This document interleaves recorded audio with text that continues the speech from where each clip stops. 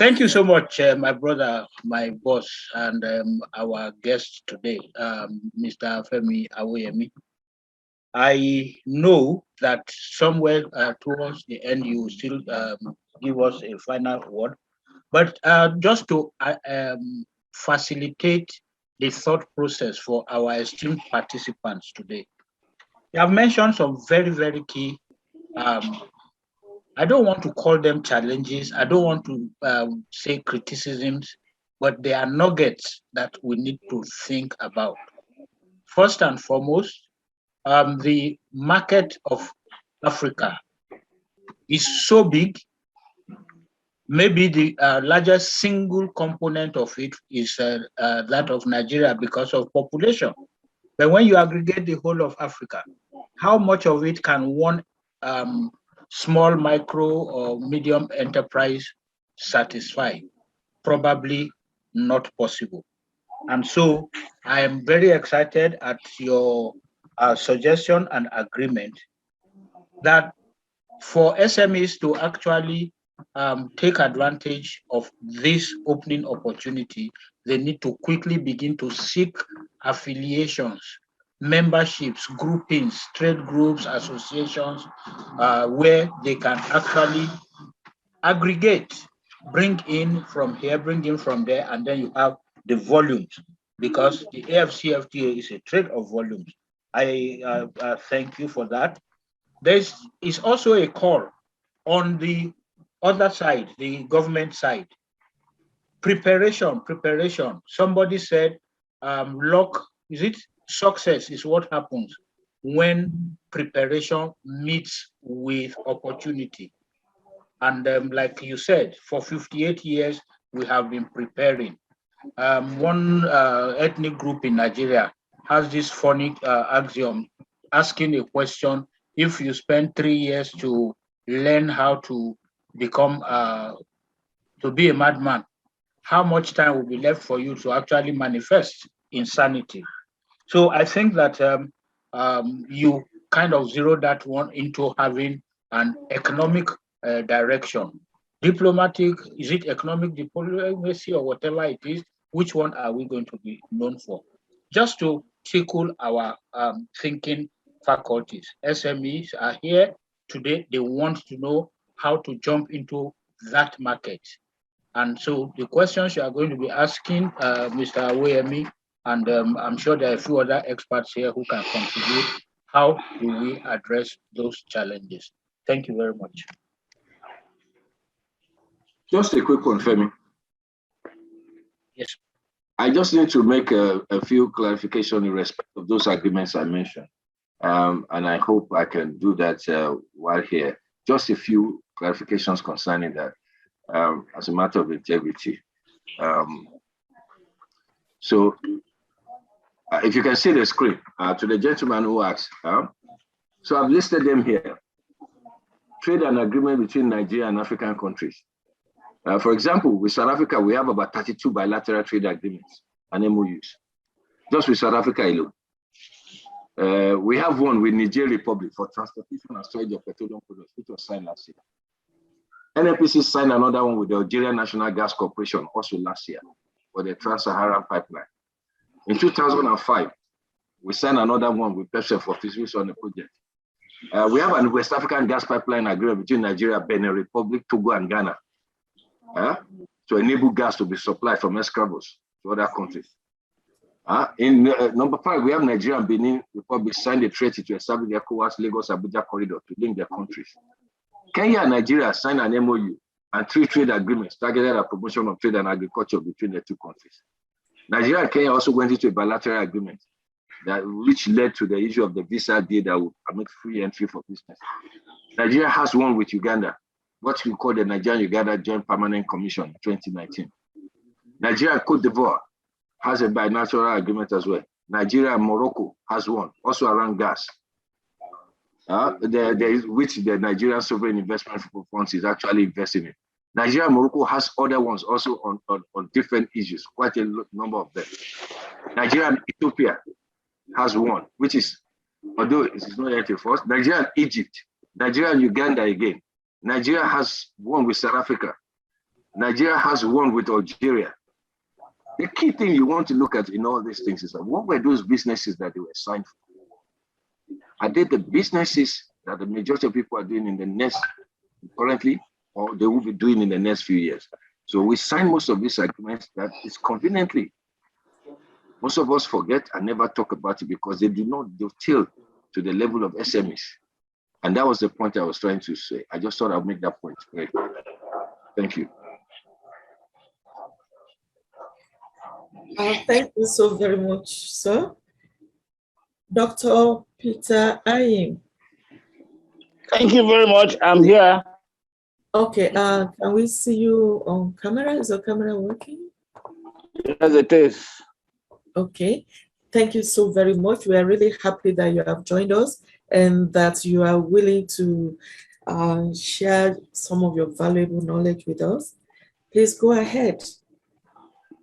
Thank you very much, Kemi, and thank you, my brother, Femi Boyede. Let me also thank Mr. Awoyemi for sharing very invaluable and thought-provoking thoughts.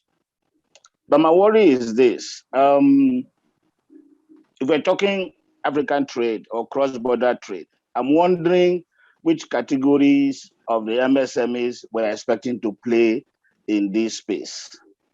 I am saying this against the background of the fact that of the 41.5 million MSMEs that we have in Nigeria, how competitive are they? How productive are they? How are they well placed and structured to play effectively, especially at the international cross-border trade? There are critical enterprise growth inhibitors. If you check the Nigerian Stock Exchange Growth Board Initiative, you will discover that out of the 41.5 million MSMEs, only 9 are listed there. And that speaks to one thing, that a whole lot of the MSMEs that we're talking about here are not ready to compete. They don't have structures. They are inhibited. They don't have what it takes to compete globally. I think that is where we should be looking at. Mr. Awoyemi mentioned the fact that he mentioned 4 factors. One is he mentioned energy, taxes, tariff, and access to credit. But the truth of the matter is that most of our MSMEs cannot access credit because of their foundational defect. I think if we want to be having this conversation, we should be looking at what are those critical growth inhibitors that set MSMEs back.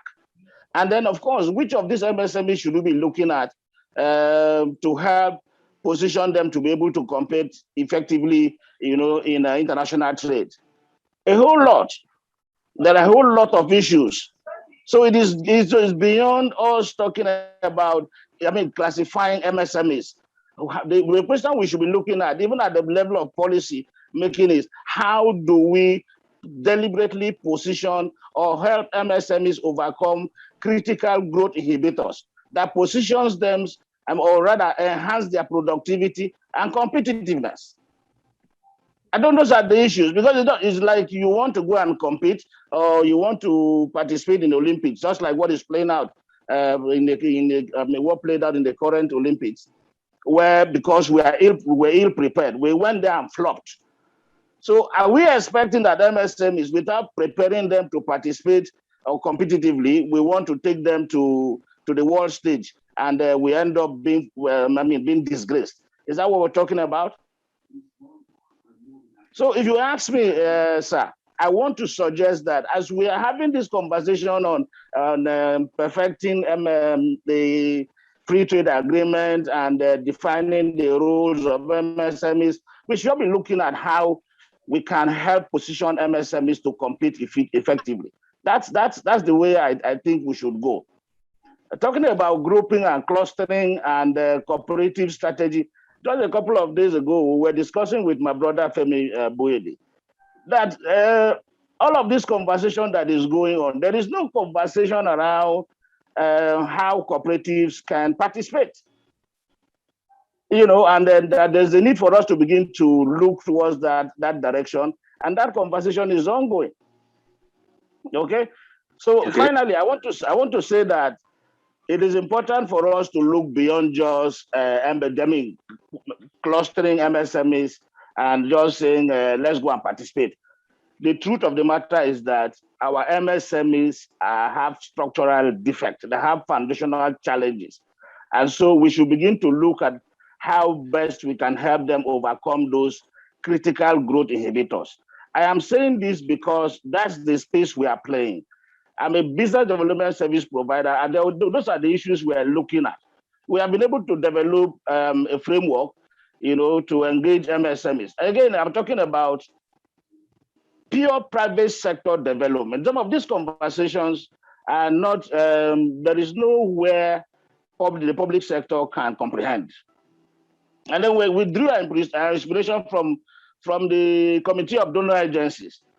The subject matter of business development services is an emerging phenomenon, okay? And it started only way back in 2000 when the Committee of Donor Agencies started thinking about how to support MSMEs. So we have not been able to develop enough capacity, to drive robust private sector development in Nigeria. And so that gap is there.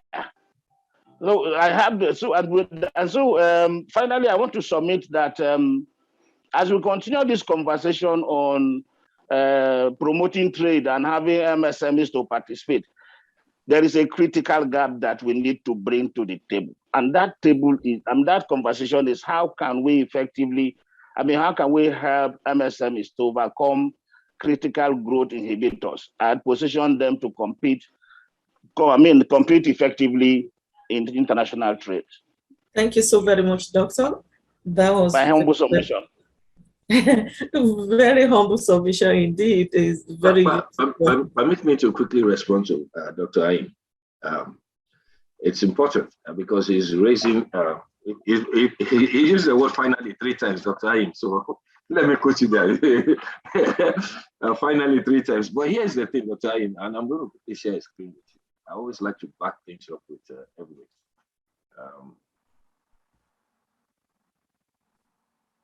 As I said to you, okay, so here is, you pay attention to this, Dr. Ayim. This particular screen reflects what the ones at the Nigerian Action Committee on Trade have looked at, and this is across Africa. So when you keep on talking about structural defects and critical growth inhibitors, these are not limited to Nigeria alone.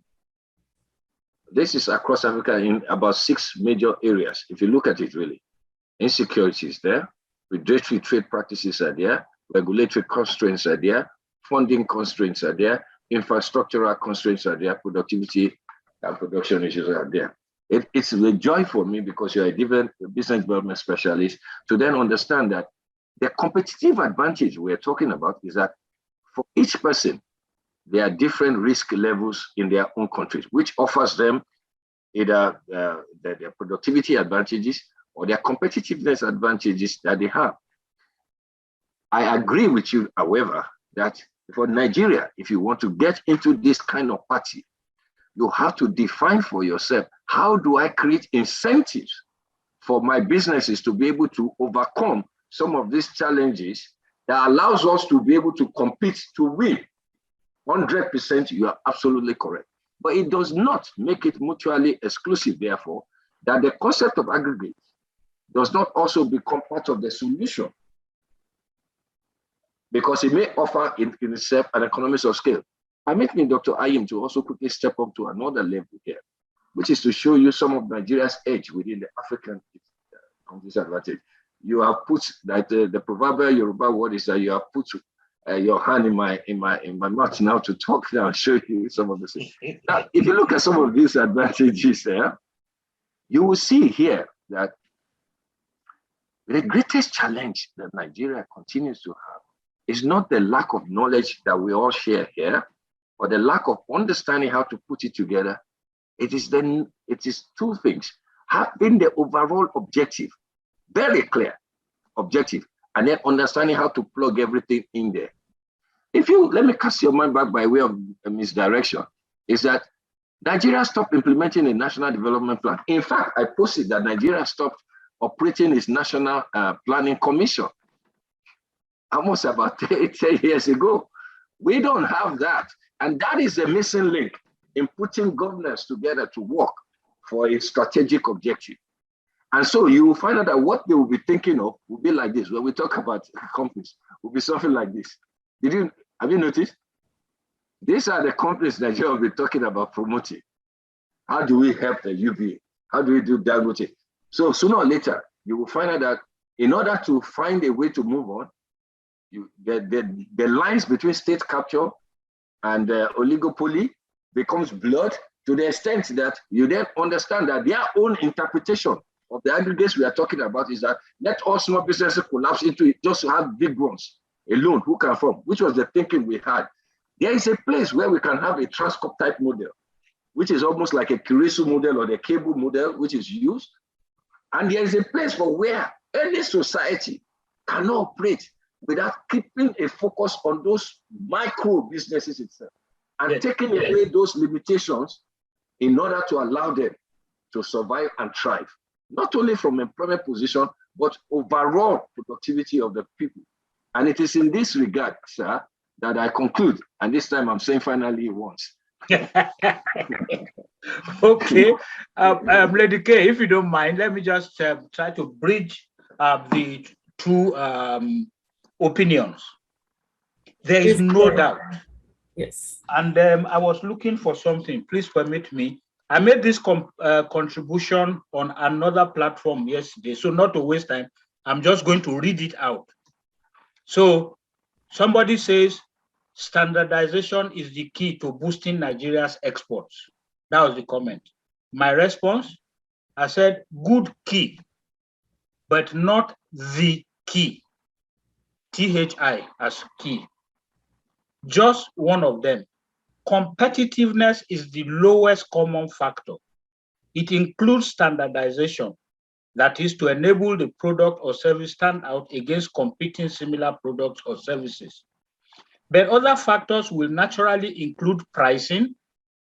This brings into play the various infrastructures that go into producing the product or service and cost of procuring them, if not available or if they are inadequate, financing costs, logistics costs, etc.